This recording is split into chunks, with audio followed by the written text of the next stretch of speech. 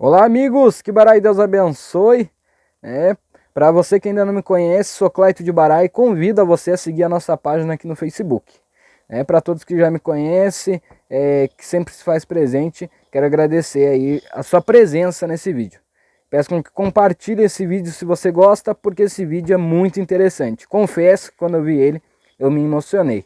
Nesse vídeo você vai conhecer toda a cultura cigana, exatamente isso. Tu vai conhecer aí da onde o povo cigano veio, a língua do povo cigano, como o povo cigano conduz a sua cultura, quais são preconceitos, tudo mais você vai estar aprendendo agora neste vídeo. É um vídeo muito interessante. Quando eu vi, eu me emocionei mesmo e por isso eu estou passando aqui para deixar esse vídeo para vocês. Assista até o final que tu não vai se arrepender.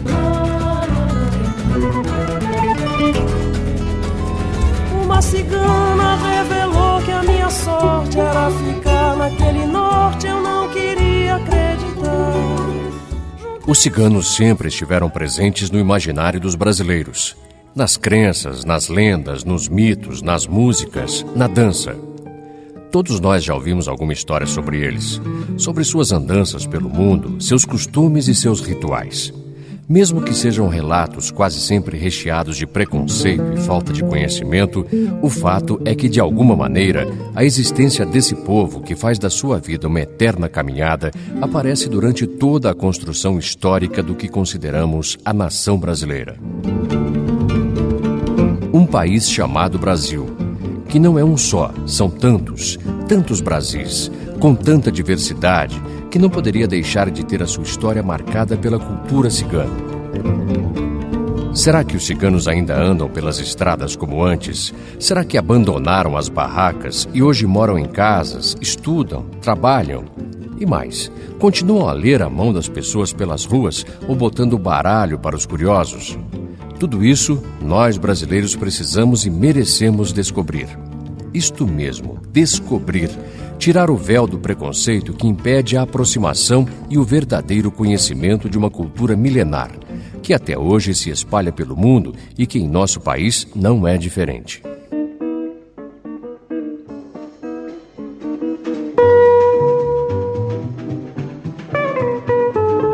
São ciganos, sim, e brasileiros, como eles mesmos não se cansam de repetir, e que seguem um lema por onde passam: a terra é nossa pátria, o céu é nosso teto e a liberdade é a nossa religião. E é com esse espírito de descoberta e conhecimento, inspirados pela lição de liberdade, que podemos colocar as cartas na mesa e começar a ler a mão de um Brasil que desde sempre teve os ciganos em seus caminhos e foi também um caminho para os ciganos.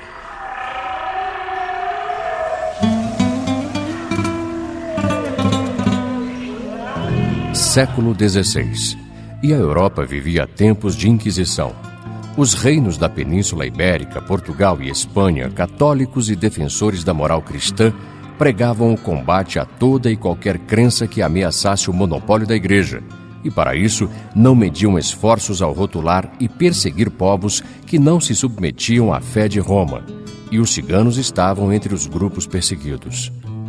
Os métodos de punição aos intitulados pecadores eram muitos. Iam desde a simples indiferença até o chamado expurgo, que era a expulsão dos não-católicos dos territórios do reino. Isso significava quase sempre o degredo para terras além-mar, como as colônias da África e da América. É nesse contexto que os ciganos chegam ao solo tupiniquim e, perseguidos durante séculos por todo o velho mundo, continuam aqui a sofrer punições e preconceitos, tanto dos governantes quanto da própria sociedade, estigmatizados, como lembra a escritora Cristina da Costa Pereira. Bom, oficialmente, em 1574, vieram marcados já com a condição do degredo. Eles, como também os judeus, chegaram aqui degredados. Quer dizer que no Brasil colônia, os passos dos ciganos também foram marcados pela coisa do degredo. Eles chegaram estigmatizados aqui.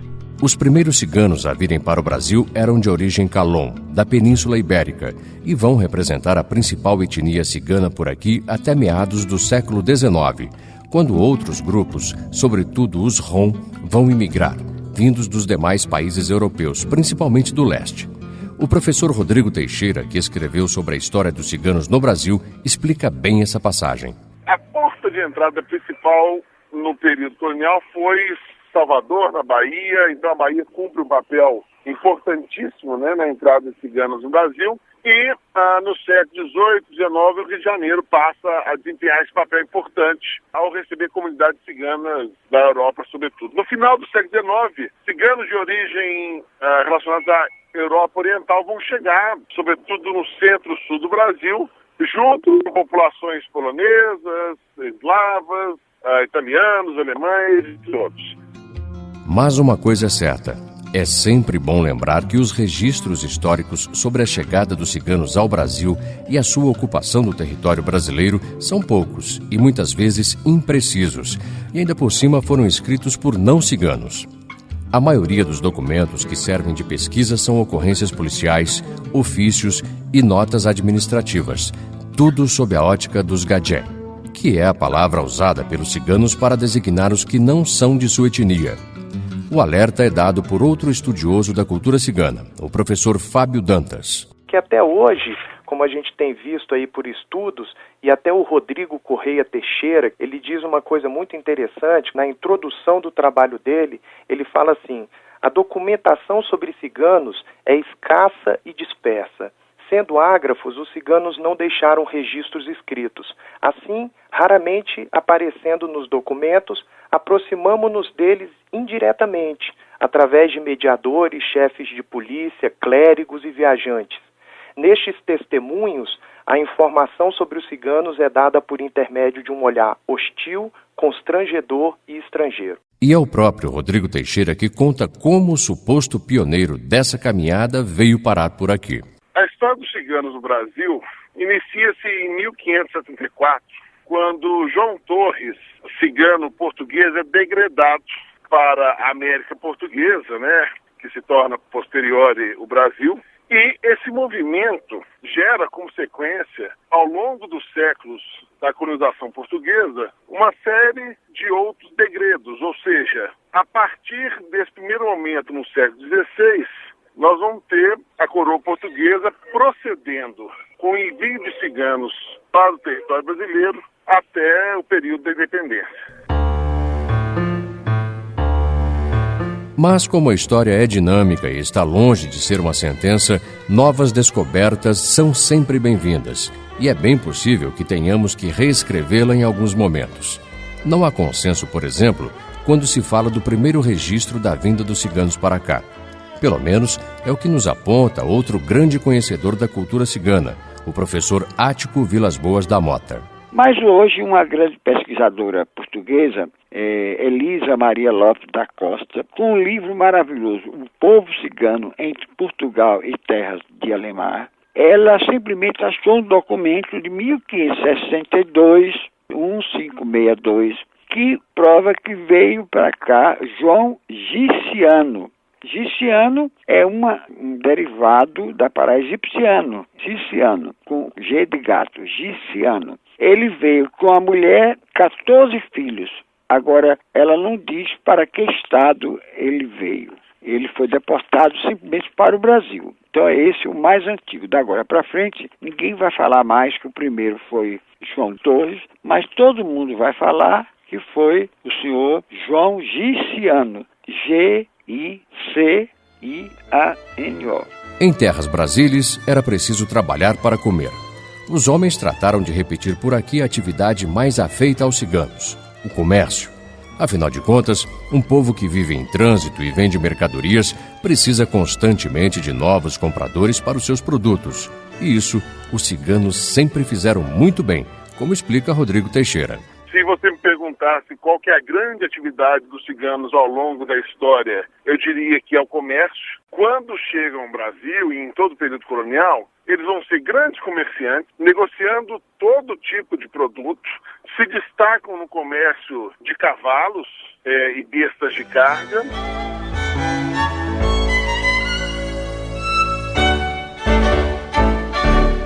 E como acontece em muitas culturas, as atividades nas comunidades ciganas sempre foram divididas entre homens e mulheres. Elas iam às ruas oferecer a buena dicha, quer dizer, ler a sorte na mão das pessoas, além, é claro, de botar o baralho para quem quisesse saber do futuro. Uma vocação que extrapolava o conceito místico e tinha mais a ver com o exercício de uma profissão do que com uma crença, como nos relata Cristina da Costa Pereira. As mulheres sempre exercendo como ofício, presta atenção, como ofício. Eu não estou dizendo crer na cartomancia e na quiromancia. Eu estou dizendo que aquilo, antes de tudo, para a visão cigana, é um ofício, como o outro pode ser professor. Eu sou uma professora e uma escritora. É um ofício, faz parte do GAU, do ofício cigano, ser cartomante e quiromante para as mulheres ciganas.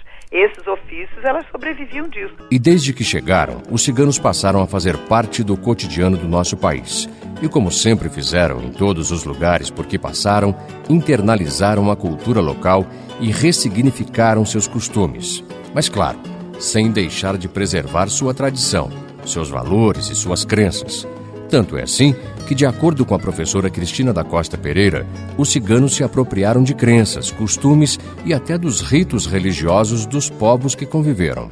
Não há uma religião cigana. Eles têm religiosidade intrínseca, inata, talvez pelo convívio com a natureza, essa coisa da devoção a Deus, a Devel, a Barocumo, que não deixa de ser uma das instituições ciganas mais fortes. No entanto, eles adotam a religião do país onde eles habitam. Aqui no Brasil, um país eminentemente marcado pelo sincretismo religioso, os ciganos também praticaram e ainda praticam a fé, nos mais diversos significados que ela possa ter. A professora Cristina pode dar alguns exemplos. Eles têm santos católicos. Quando eles fazem as suas eslavas, que são as cerimônias que eles fazem para um filho que ficou doente e se recuperou, essas eslavas são feitas para quem? Santo Antônio, São Jorge. Quando eles querem proteger a barraca, as tendas, né, no caso aí dos nômades, eles passam o cordão de São Francisco em volta da barraca e fazem suas orações. Nesse momento eles são extremamente católicos. Corra, não pare, não pense demais, repare essas velas no cais, que a vida é cigana.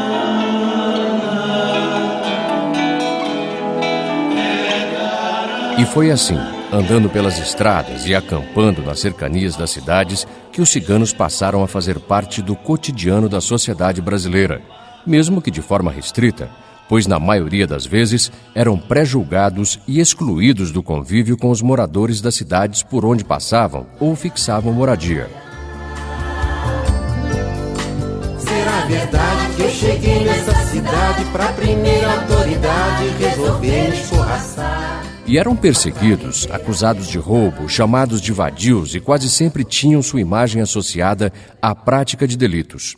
O professor Rodrigo Teixeira lembra fatos em Minas Gerais, na época da mineração, no século XVIII, que confirmam essa impressão. Então, logo, nos primeiros tempos da descoberta de ouro, diamante, em especial em diamantina, eles estão participando desse comércio e sobre eles pesam algumas acusações, né? Ou seja, ciganos que agiam corretamente, ciganos que não participaram de atividades ilícitas, a gente não tem acesso à vida que eles tiveram. Muitas vezes o registro é do cigano que participou de alguma atividade ilícita, participou de tráfico de diamante e que foi objeto, vamos dizer assim, da preocupação da coroa portuguesa. Mas como não podiam simplesmente sucumbir à marginalização, os ciganos começaram a dominar algumas técnicas e estiveram presentes durante todos os ciclos econômicos por que passou o Brasil ao longo dos anos, como nos conta a professora Cristina da Costa Pereira. Eles viveram em todos os ciclos que você puder imaginar. Por exemplo, onde tem o ciclo do ouro, o ciclo do café, o ciclo dos próprios escravos, os ciganos estavam lá, comerciando. Eles são comerciantes por excelência. Fechei negócio da China, desbravei o interior, possuí mina de prata jazida, vida veio e me levou. Os ciganos sempre exerceram atividades que tinham muita importância para a economia dos lugares por onde andavam. Comercializavam escravos, animais e objetos pelo interior do Brasil, mas também eram caldeireiros, ferreiros, ourives e artesãos.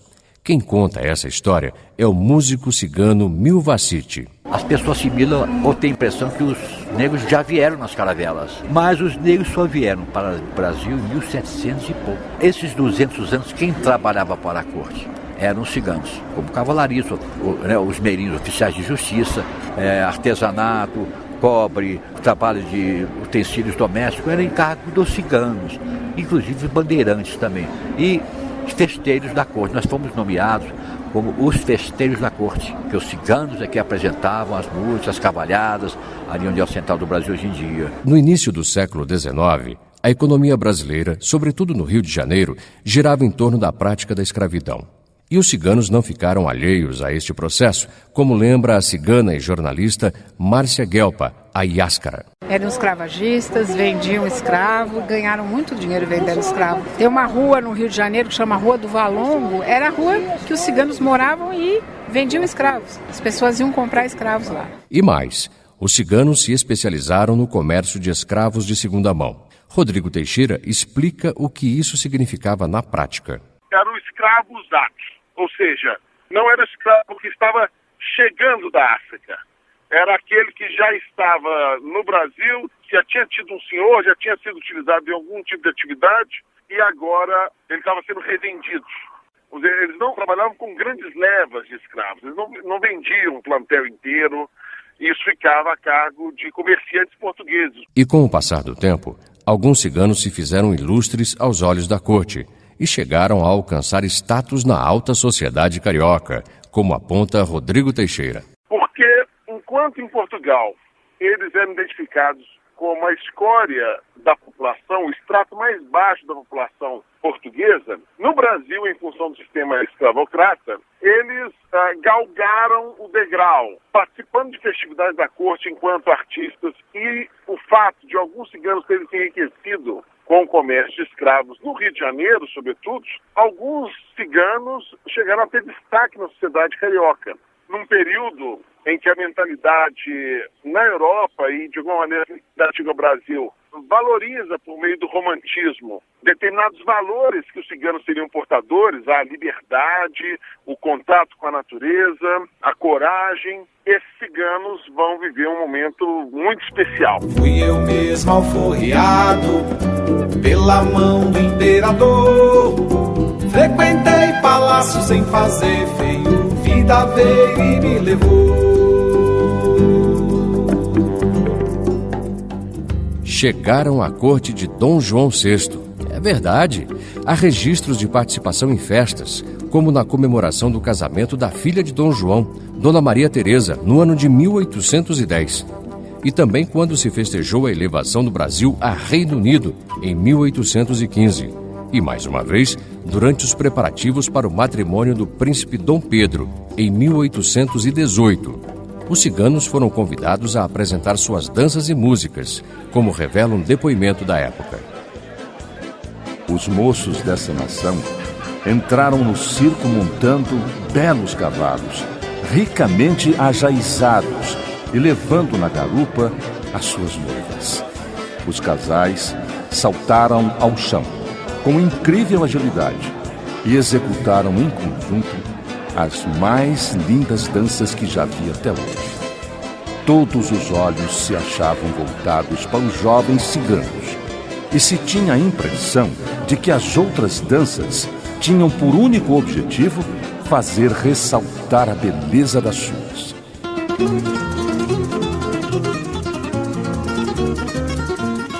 Mas a vida nas cidades também era feita de atividades nem sempre bem vistas pela população, muito embora não pudessem deixar de ser realizadas.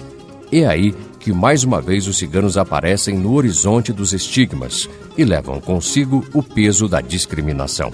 Cristina da Costa Pereira lembra que até hoje a antiga profissão de meirinho, o temido oficial de justiça, é associada aos ciganos, que no século XIX já exerciam o ofício. Os meirinhos, os primeiros oficiais de justiça, nome antigo meirinhos, até hoje se usa essa palavra, foram os ciganos, porque era uma profissão maldita, ninguém queria ter. Os ciganos exerciam perfeitamente essa profissão de ir lá e botar um X na casa da pessoa que estava para sair daquela casa. Eles exerciam esse ofício. Detalhe, ofício que o grupo sedentário do Catumbi, que mora no bairro carioca do Catumbi, até hoje exercem. Os ciganos, oficiais de justiça, donos de tabeliões e tudo mais, eles até hoje estão identificados com essa profissão. A cigana Yáscara também relembra outra curiosidade. Os ciganos foram os primeiros estafetas do Brasil. Eles começaram trabalhando para os negros de quilombos, porque o quilombola não podia sair do quilombo, mas o cigano podia ficar transitando. Então ele levava um bilhetinho, levava um recado de um quilombo para outro quilombo. E depois para a própria corte. Quando precisava de correio, os ciganos aqui faziam esse trâmite aí.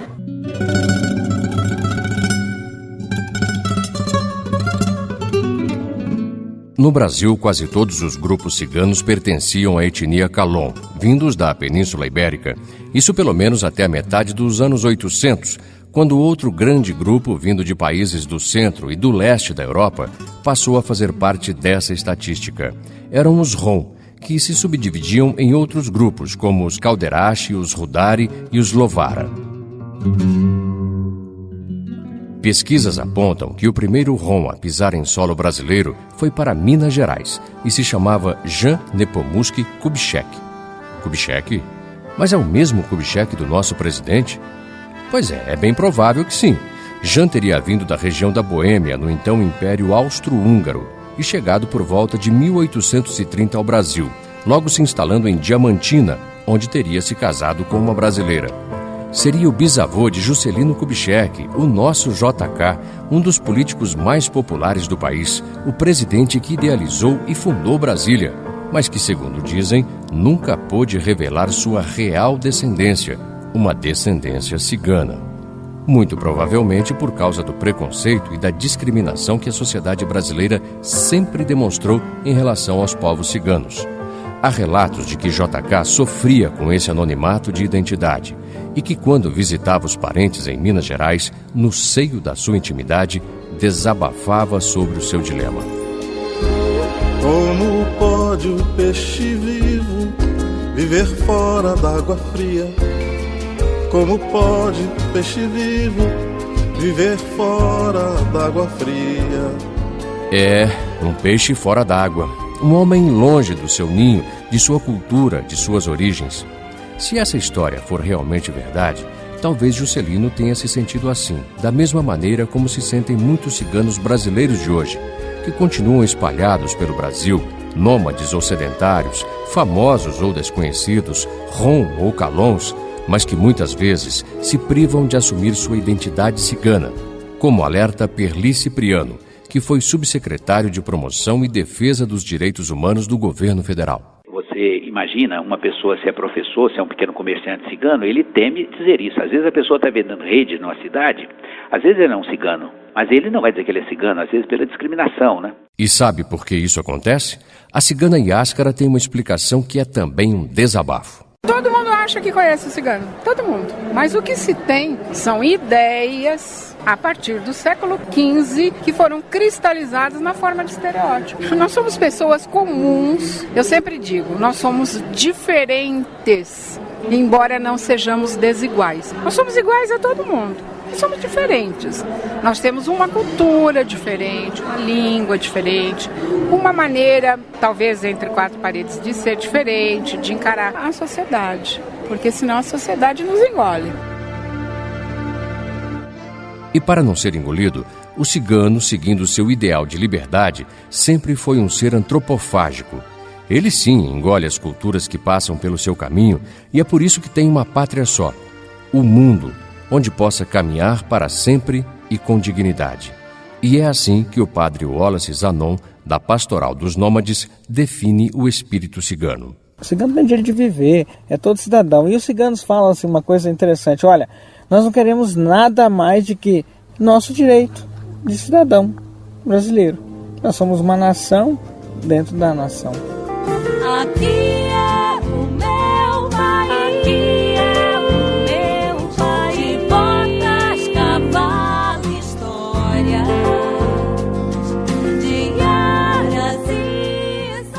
Outra dificuldade encontrada pelo povo cigano e também pelas pessoas e autoridades que se preocupam em incluir esse grupo nas prioridades sociais é a falta de dados precisos sobre as populações ciganas no nosso país. O pesquisador Rodrigo Teixeira sabe bem o que é isso. O IBGE nunca fez uma pesquisa que nos permitisse ter uma ideia mais clara sobre as populações ciganas no Brasil. Então os dados, eles variam muito. Há cálculos que indicam a existência de milhões de ciganos no Brasil, coisa que eu particularmente não acredito. Eu acho que é uma população formada por milhares de indivíduos, no caso brasileiro. Se são milhões ou milhares, é sem dúvida necessário descobrir. Mas nada é mais importante do que reconhecer o tamanho da contribuição dos ciganos para a cultura do Brasil. E esse legado fica bem claro nas palavras de Perli Cipriano. O cigano é meio parecido com um bálsamo que perfuma o machado que o corta. Eles sofreram perseguição no mundo inteiro. E em todos os lugares eles deixam dança, canto, cultura, trabalham, exercem profissão, dão uma contribuição imensa. E esse país, a riqueza do Brasil é essa diversidade. Essa diversidade precisa ser respeitada e tratada sempre com dignidade. Mas mesmo com tantas adversidades, os ciganos brasileiros continuam na estrada e dão sinais de que lutam para manter sua tradição e também dar voz às suas reivindicações. Em vários pontos do país, comunidades têm se organizado, seja em grupos culturais, ONGs ou mesmo algumas famílias mais engajadas. Há exemplos emblemáticos como a União Cigana do Brasil e o grupo musical Encanto Cigano, fundados por Milva City, no Rio de Janeiro. Tem também o Centro de Estudos de Resgate da Cultura Cigana, sob a batuta da jornalista Yáscara, em São Paulo. Sem falar na Embaixada Cigana do Brasil, que tem como presidente o cigano-antropólogo Nicolas Ramanujan. Focos de resistência não faltam, mas podem vir a ser vozes ao vento, se essa conquista de um espaço com voz na sociedade brasileira não for encarada como um desafio comum, de ciganos e não ciganos. Não haverá em nosso país uma verdadeira democracia étnica se os atores envolvidos nesse processo, a sociedade, o poder público e as próprias vozes ciganas não tomarem consciência da força que tem o diálogo. Mas não um diálogo vazio e reticente, e sim um diálogo múltiplo e flexível, rico como o nosso Brasil. Caso contrário, as previsões não são tão animadoras, nem tão otimistas. Não é, Yáscara? O meu cartão de Natal foi uma foto de uma mulher embaixo de uma tenda cigana. Eu escrevi assim em cima: imaginem um povo que não tem espaço para morar, não tem documento, não tem conta em banco, não tem carteira de trabalho, não tem absolutamente nada. Bem-vindo ao povo de acampamentos ciganos. Mesmo assim, com toda essa tragédia, nós desejamos um Feliz Natal e um próspero Ano Novo. Eu acho que nós somos um povo em extinção. E se a gente for parar para pensar, não parece tão difícil alcançar esse Brasil capaz de tratar sua diversidade com a dignidade que merece. Perli Cipriano sabe disso e tem certeza de que os ciganos já deram sinais do caminho a ser seguido. Eles repetem muito: minha terra é o planeta, meu teto é o universo e a minha religião é a liberdade. Você encontra às vezes com a comunidade bastante pobre de cigano, e quando você conversa com eles, eles falam: eu tenho tudo aquilo que eu preciso para viver. Porque ele tá caminhando, ser tratado com respeito e dignidade. É só isso que eles querem, eles não exigem muita coisa. Minha vida é andar por esse país, pra ver se um dia descanso feliz, guardando as recordações das terras onde passei, andando pelos sertões.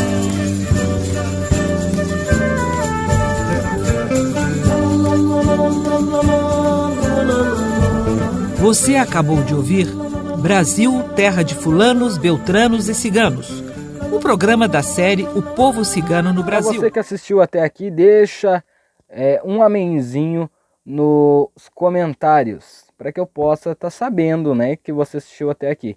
Bom, espero que você tenha gostado, tenho quase certeza que gostou, e que o nosso povo cigano te abençoe com a água, o sal, o ouro e vinho. Estaremos trazendo mais vídeos como esse. Então compartilha bastante, que Barai Deus abençoe, um beijo no coração e até a próxima!